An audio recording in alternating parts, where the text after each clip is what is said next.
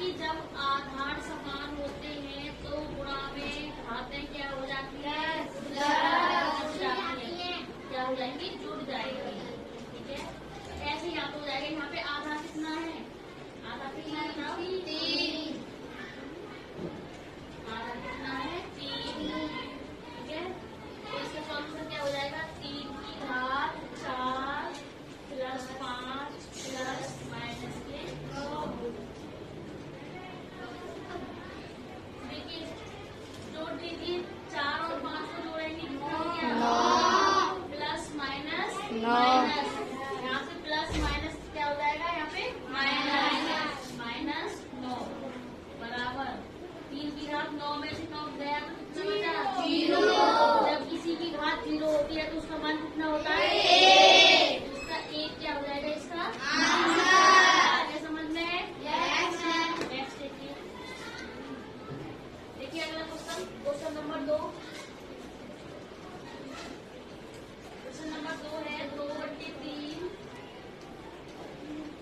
की घात 2 गुणा 4/9 की घात 2 गुणा 2/3 की घात -4 को सरल कीजिए। तो क्या करना है? सरल।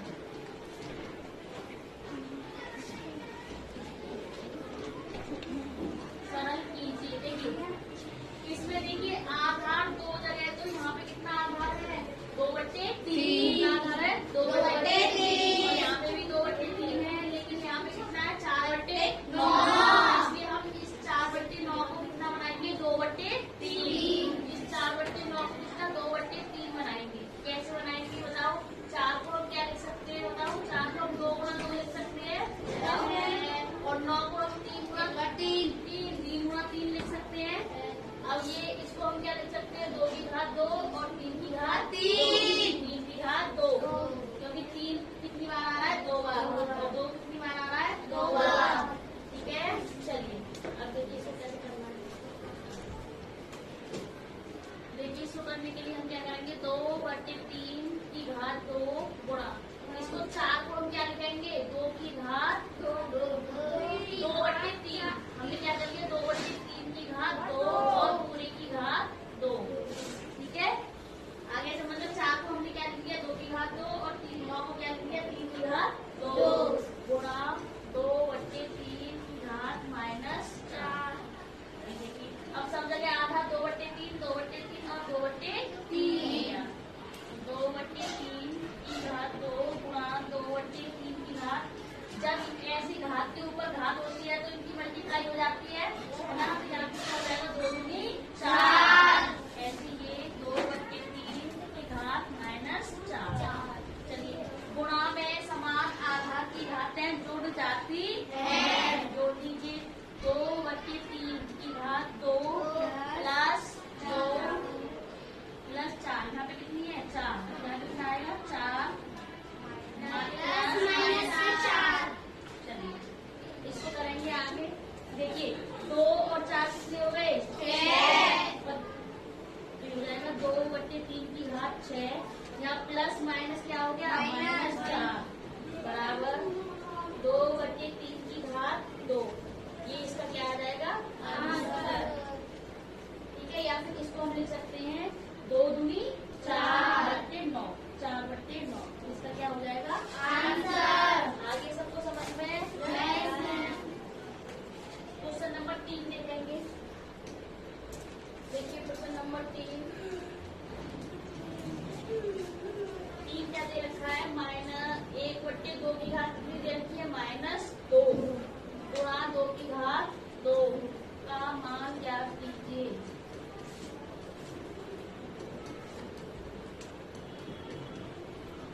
तो देखिए इसकी करने के लिए हमें क्या करना है? देखिए जब जैसे कोई संख्या बट्टे में है और उसकी घात माइनस में है तो ये क्या हो जाएगा? ये संख्या अगर बट्टे में है तो ये संख्या ऊपर अंश का हर और हर का अंश हो जाता है और घात किसकी हो जाती है? प्लस की। घात किसकी हो जाएगी? प्लस की। तो इसको कैसे सॉल्व करेंगे? देखो इसको क्या करेंगे हम? 2/1 की घात प्लस 2, ठीक है, गुणा 2 की घात 2 बराबर इसको हम 2 की घात 2 लिख सकते हैं, ठीक है, गुणा 2 की घात 2। 2 की घात 2 कितना होता है 4, गुणा 2 की घात 2 कितना होता है 4 और 4 चौक 16। इसका क्या है आंसर। आगे सबको समझ में है? चलिए नेक्स्ट क्वेश्चन देखिए, क्वेश्चन नंबर 4 देखिए 3 की घात -2 गुणा 3 की घात 5 का मान होगा।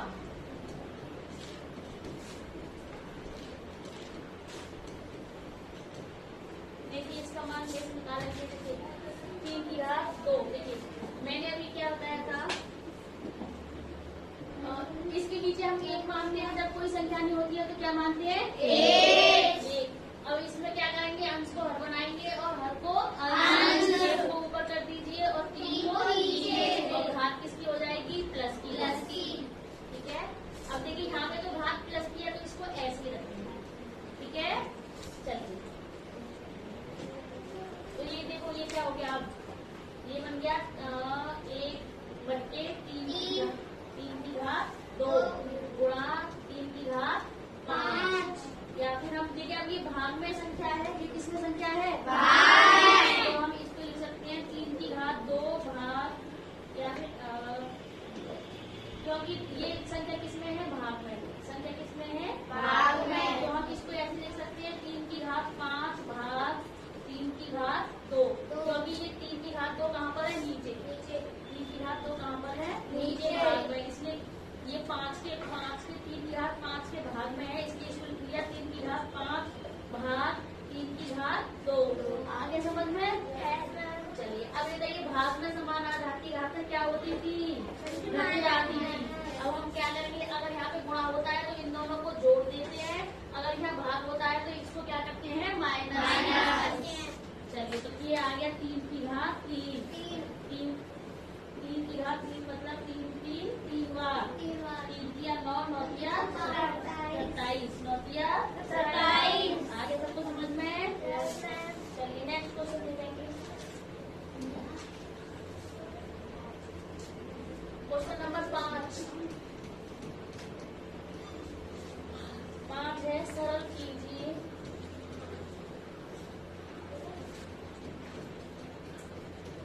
सरल कीजिए पहला, 5 का पहला देखेंगे बच्चों।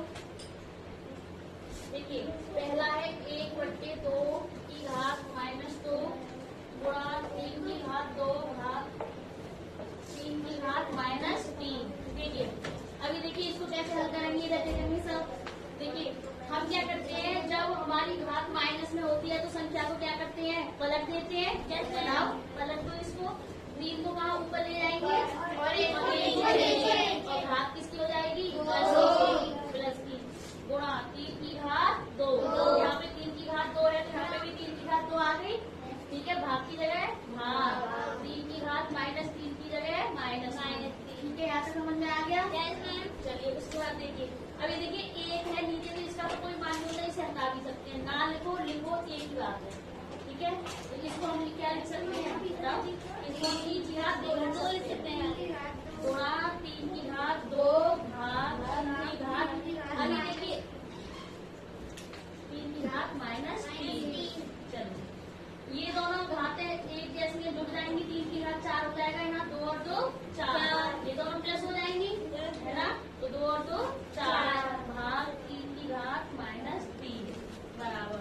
अब क्या आ गया यहाँ पे भाग में समान आधार की घातें घट जाती है, तो घटा दीजिए 3 की घात 4, क्या हो गया 3 की घात 4 -3 की घात -3, 3 की घात 4 माइनस लगाएंगे जब भाग होता है, और जो घात माइनस की है तो माइनस की लिखेंगे, प्लस की है तो प्लस की लिखेंगे। आगे ना सबको समझ में? फिर ये देखिए यहाँ पे हो गया 3 की घात, अब ये देखिए माइनस क्या हो गया प्लस, यहाँ पे प्लस हो जाएगा 3, अब इसका आंसर आएगा 3 की घात 7। आगे समझ में?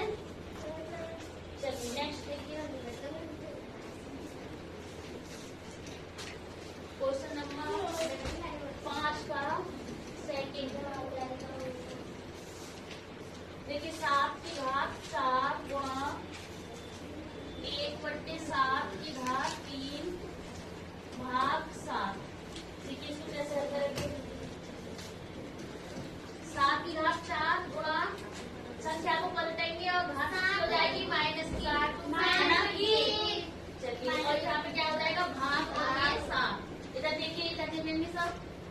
यहाँ पे 7 है, यहाँ पे 7 है, चिन्ह किसका है? गुणांक का।